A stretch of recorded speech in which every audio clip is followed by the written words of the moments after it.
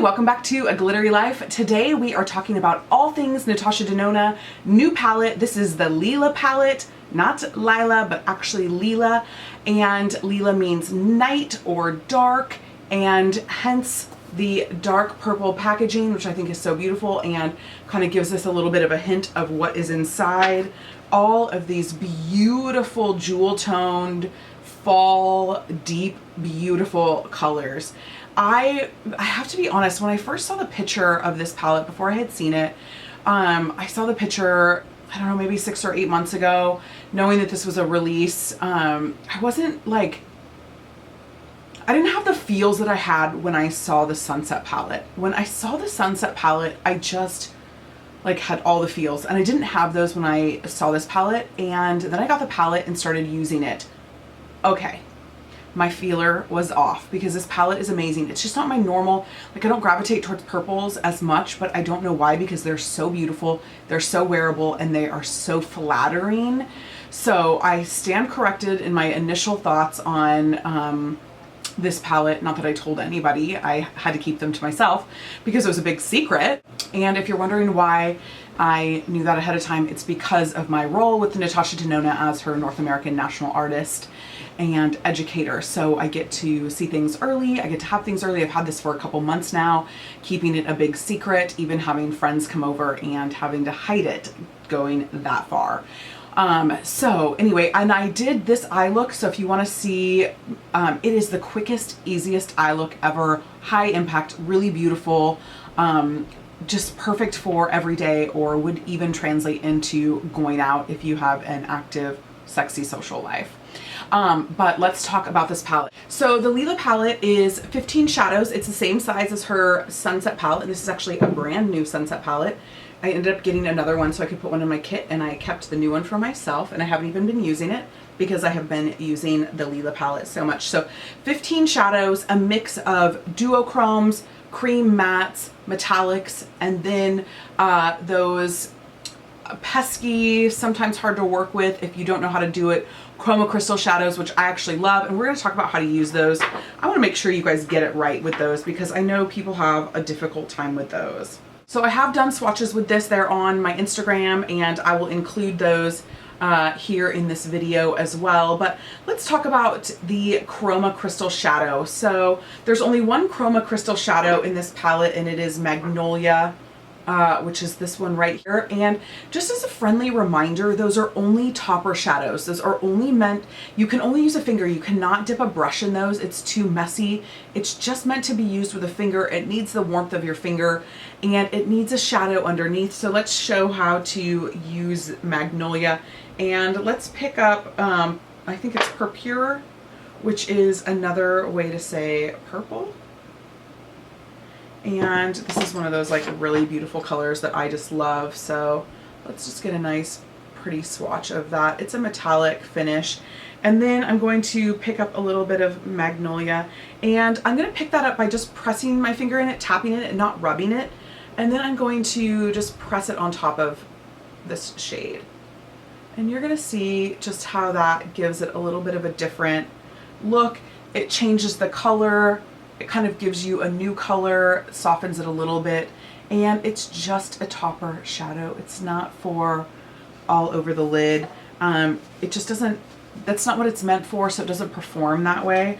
Whereas, for example, this is Cyclone, one of the duochromes in this palette, which I think is just fantastic. You can see how pigmented that is and creamy. And as a reminder too, all of Natasha's shadows are self-blending, which means you don't need a transition shadow. You can just keep blending it and it will transition itself. So no sense in putting like a matte, you know, like shadow or whatever in the lid to transition these metallics. They transition themselves. And because Natasha uses the highest grade mica, or as we say it, mica, these metallics are so creamy and so dense. The pigment is so thick in them as well. You can do that full metallic crease without having it break apart or crease or fall apart or just kind of look terrible within a couple hours. I have an oily eyelid, and with a primed eyelid, can get about 15 to 18 hours of wear time with this fully in the crease staying intact as a metallic crease. That's pretty amazing. So I think that that is one of the reasons why the price point is what it is, because the ingredients, they are made in Italy. Anytime you make cosmetics in Italy, that automatically puts it in that luxury price point. So think about some other cosmetic companies that are made in Italy, like Charlotte Tilbury, Tom Ford, things like that. So we know it is not the made in China ingredient standard, which is going to make it more expensive. Now, if you want to put eyeshadow that's made in China on your eyes, far be it from me to tell you not to. I personally do not. They don't have the ingredient standards that I require for something to be that close to my eyes. Now, like I said, plenty of cosmetics companies that are sold all over the place make their eyeshadows in China. It is what it is. I just choose to opt out of the made in China shadows for me personally. So I do appreciate that they are the best, highest quality ingredient. I appreciate that her shadows are water resistant, which means that you can swim with them. You can like be in the rain or humidity with them and they are going to stay put. They're going to look the same. They're going to be fantastic. Water resistant. They are long wear. They are made with incredible ingredients, including ingredients that have anti-aging skincare benefits to it. So it's amazing for textured eyes because of how creamy it is. So even if you have a more mature kind of textured eye, like I have a very textured eyelid. It looks gorgeous on textured eyes because it sort of fills it in and softens that texture and creates such a visual point of interest in terms of the color and the shade shifting and all that kind of stuff that you don't notice the texture on the eye. So they really are for all ages. Natasha's price point, as we talked about, is a higher elevated price point. One of the things that I love is that she's available on beautylish.com, so you can do 3 easy payments with FlexPay, no interest. You pay a third now, they send you the product, and then 30 days later they debit out another third, and then 30 days after that they debit another third.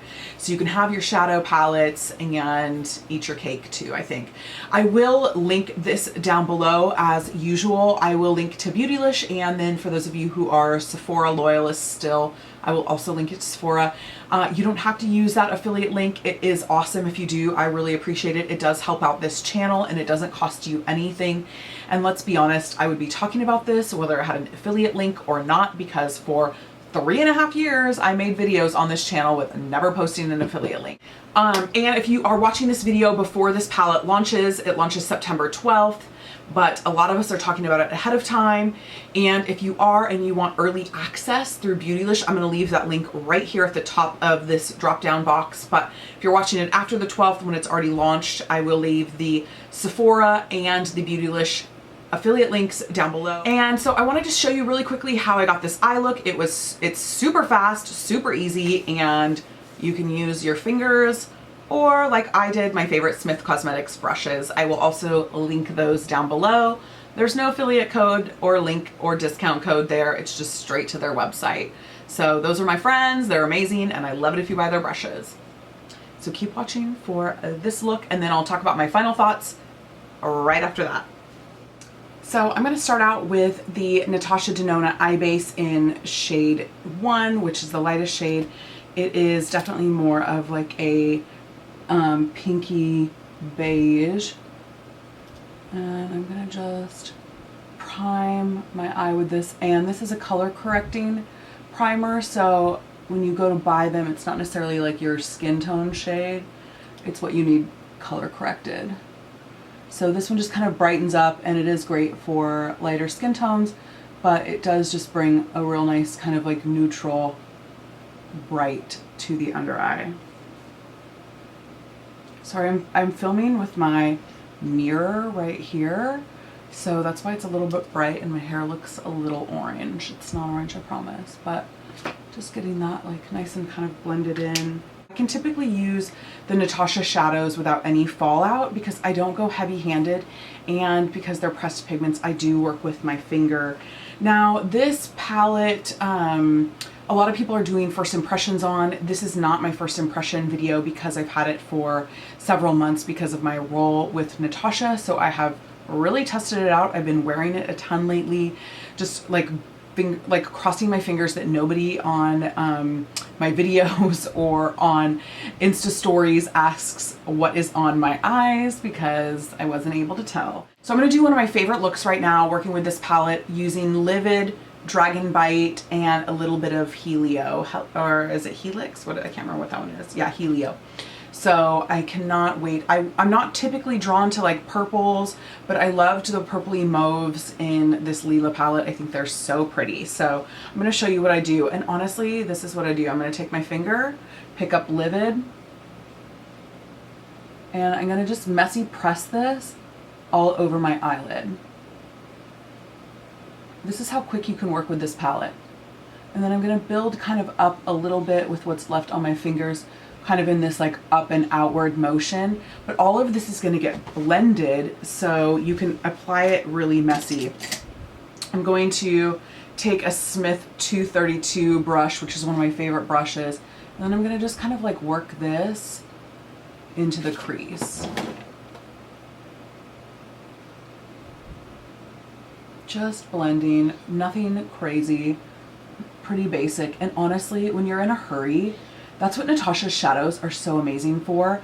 They are a one shadow eye look if you're in a hurry with no problems. Like, you could literally just stop here, bring a little bit under that lower lash line, put some liner on, and you would have like a really nice eye look for the day. But I want to just kind of like work this up a little bit higher. And because I have such a hooded eye, I'm going to keep with that shape of my eyelid. Bringing it up and out just a tiny bit, like diffused, just to give it some shape. So now I'm going to come in with the Smith 230, which is a smaller, kind of more like detailed brush than the 232.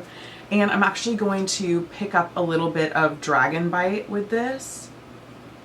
And I want you to see, like, I don't have a ton on my brush. And I'm going to just kind of like work in this like outer corner, just like above the crease. Just kind of deepening that.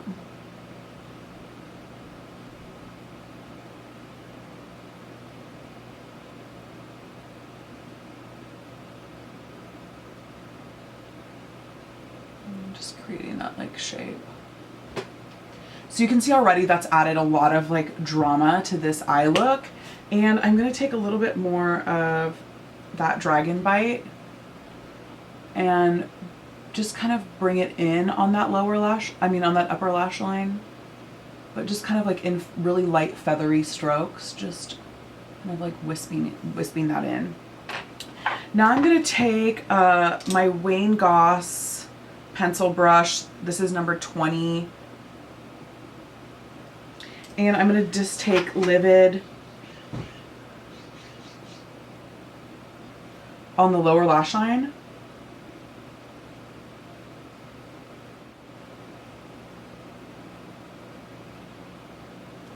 Just sort of creating that eye shape. And then I'm going to get a little bit of Dragon Bite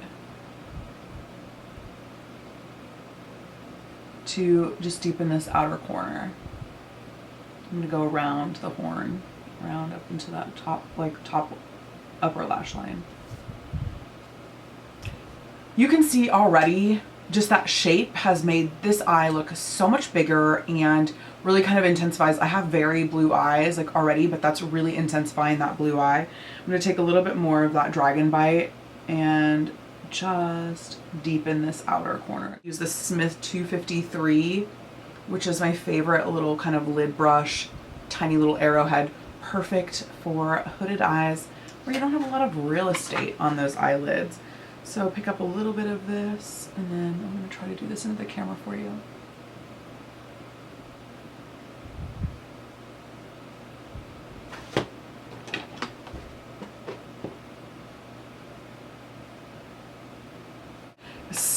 This is my Smith 220. This is one of those like must-have brushes because it is your best friend for blending, and it just softens your blend. And it just sort of erases any mistake on that upper blend, which I'm out in the public a lot. I see a lot of people who need this brush. So that's it. That is really how quick and easy it is to use Natasha shadows, to use this palette. That's just really how simple it is. I'm going to go ahead and do this eye and put some liner and some mascara on, and then chat with you a little bit more about this palette. So thank you guys so much for watching, and if you have any questions or comments about this palette, go ahead and leave them down below. If you're mad because this palette is expensive, I don't actually care, so take that comment somewhere else. You pay for quality or you pay for lesser quality. You decide as what works with your budget, works with your preferences. If you want it and you don't have the money, flex pay it or save up for it. I have saved up plenty of times for makeup and not gotten it when it first came out, but got it when I could afford it. So either way, don't hate on it just because it's expensive. That's kind of a lame argument. I've been filming this video in segments, so I don't even know if I've covered everything. So if you have any questions, leave them down below. Thanks so much for watching, you guys, and I'll see you later. Bye.